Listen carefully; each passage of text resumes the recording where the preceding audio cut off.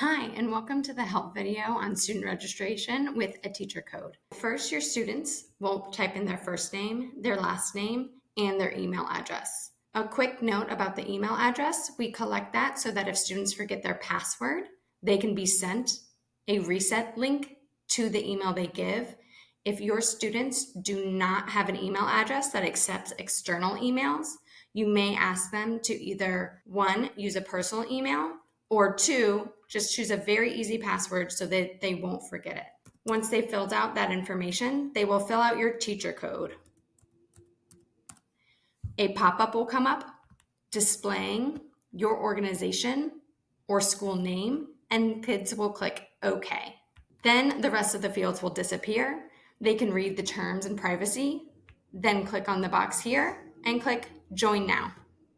Then they will be welcomed to their dashboard where whatever programs you have assigned will be waiting for them.